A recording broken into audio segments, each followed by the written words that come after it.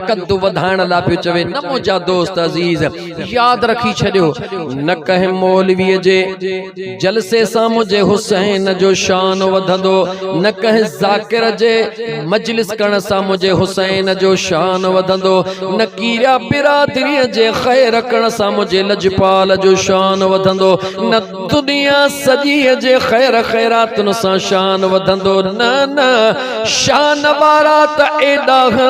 जन जो अॻे ई अल्लाह शान आला उत्तम करे छॾियो आहे तव्हां सां जी सभु कुझु छो था कयूं इन जे करे था कयूं उन सुहिणनि खे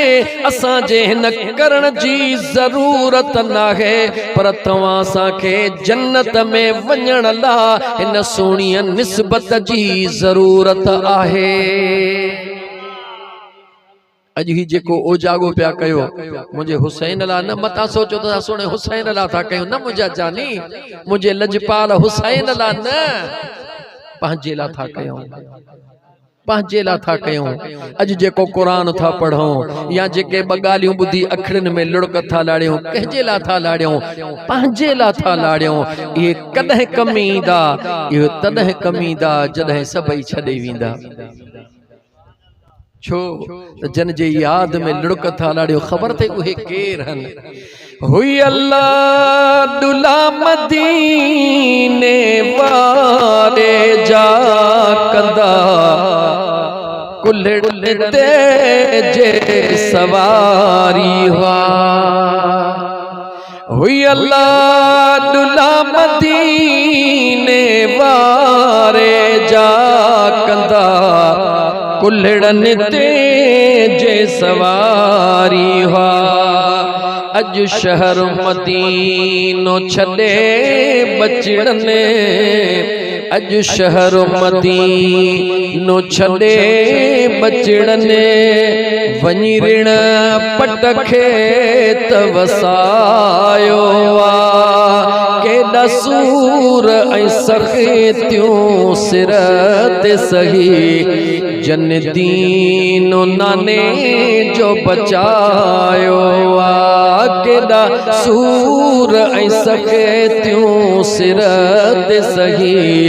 जन दीनो नाने जो बचायो हिकरी तत तलबी वारी हुजे ढुक पानी अल्लाहू प्यासा हुजने हिकरे तत तलबी वारी हुजे ढुक पानी अल्लाहू प्यासा हुजन केर जो आबे को सरजा जे मालिक आबे को सरजा जे मालिक अजु कैद किस्मत तने खे करायो केॾा सूर ऐं सख़्तियूं सिर ते सही जन दीनो नाने जो बचायो किसो कर बलावा रन जो तबुधी अज अखड़िन आप वहायो केॾा सूर ऐं सख़्तियूं सिर ते सही जन दीनो नाने जो बचायो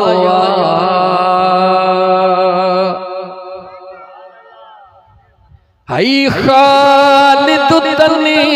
जो गुलाम आहे गुलामन में वञे शलत मों निकिरी ही खालिद तनी जो गुलाम आहे गुलामीअ में वञे शलत मों निकिरी ऐं पंहिंजो करे हू कबूल कंदा ना गोरत संदन जो सायो केॾा सूर ऐं सख़्तियूं सिर ते सही जन्नतीन नाने जो बचायो केर चौलज पा